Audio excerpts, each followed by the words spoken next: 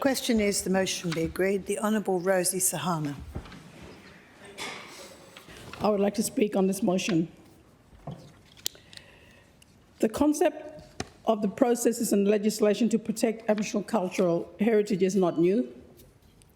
For 50 years, proponents have had to follow an approval system if they want to carry out activities that will harm Aboriginal cultural heritage. The new Act is not introducing this concept. It is improving this requirement and the process. The new Act will put traditional owners at the heart of decision-making about the management and protection of their cultural heritage. It will provide a reform of a 50-year-old legislation that is outdated and unjust. Protecting Aboriginal cultural heritage is unfortunately often seen as a tick-in-the-box process for proponents, but the new legislation brings fairness and equality to decision-making and provides an opportunity for all Australians to embrace our cultural heritage. It is also important to note the regulations for this Act can be reviewed in 5 years. I am quite well aware some representatives from industries and local governments have expressed concerns about the new processes, and I understand that changes is always scary. Any new legislation can cause confusion and uncertainty.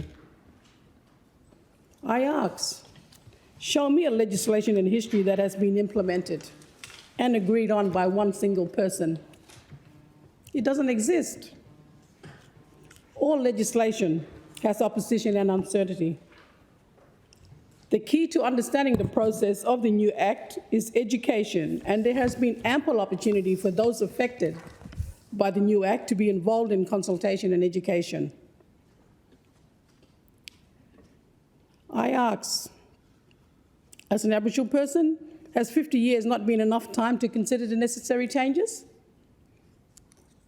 And there's something I'm not still entirely clear on, whether members of the opposition are calling for an extension of the implementation date of this legislation as is being proposed in a motion today, or whether they're also calling for the new Act to be abolished completely. Last week in the lower house, Mia Davis, member for Central Wheatbelt, stated, "We are not calling for the Act to be abolished or removed. We actually voted for this legislation. We are asking for time," unquote. Yet the Honourable Neil Thomson has referred to the Act as, and I quote, "a terrible law and ridiculously complex." And he states it's going to hurt farmers and tradies with a massive imposition of red tape on the community. My colleague, Davina Deanna, member for Kimberley, discussed this contradiction in Parliament last week and mentioned an email both of our offices received from a concerned constituent in response to receiving the Honourable Neil Thomson's apparent call to arms to encourage people to sign the petition to delay the Act. The constituent stated the Honourable member's email was disgusting, divisive, misleading, propaganda that works to divide Indigenous people and non-Indigenous people. A scroll through opposition members' Facebook shows similar propaganda and apparent concerns about the Act and its processes. Rather than expressing concern over the timing of its implementation. So what is the opposition actually asking for? Does the opposition think we are actually better off keeping the 1972 legislation? The 50-year-old legislation that has legally allowed the destruction of Aboriginal cultural heritage sites, that has ill-defined language and terms that can easily be misinterpreted, that has no scope for a tiered approach to impact assessment, that does not adequately cover ancestral remains, and that represents outdated concepts of the rights of Aboriginal people and their heritage. Are we better off with the 1970 Act that does not outline any due diligence? That is not clear on which activities do not or do require approval? That does not even acknowledge native title holders or knowledge holders? and that holds no statutory requirements to involve Aboriginal people in decisions on their heritage. This legislative reform represents a significant step towards achieving equality in the relationship between Aboriginal people, industry, and government. The Act is about respectful and efficient agreement making with Aboriginal people. The Honourable Neil Thomson expressed annoyance over Juukan Gorge being continually mentioned as an example of failings of the current 1972 Act, and he states, this is not about Juukan Gorge. I would agree that it is. It is about Aboriginal Cultural Heritage Site that has been destroyed.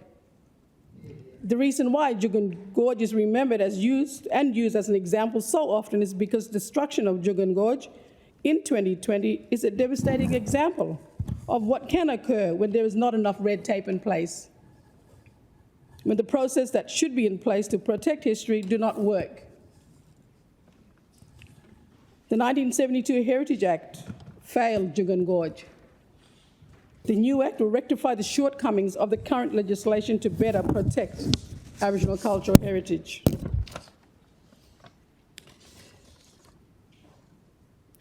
The current legislation needs to be reformed, and I do not believe the opposition is fully understanding of this, despite what they may claim. It is time to accept the Act and work with it rather than against it. Last week, unfortunately, I wasn't here, but last week in the Parliament, the Honourable Neil Thomson stood in this chamber and announced he was offended at being apparently labelled as a racist.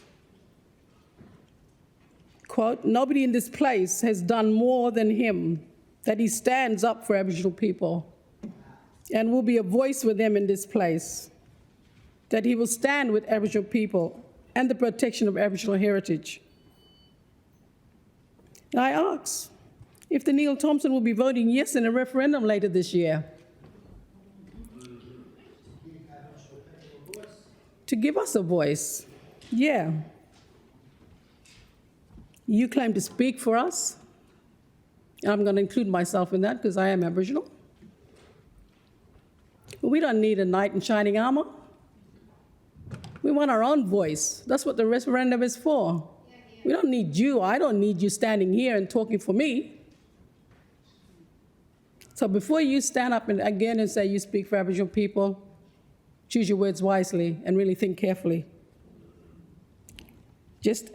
There is no reason to delay the implementation of the Act. The systems will be ready to go by the 1st of July, and I am confident the government is ready. I think it's time for all of us on both sides to be on the right side of history. Yeah.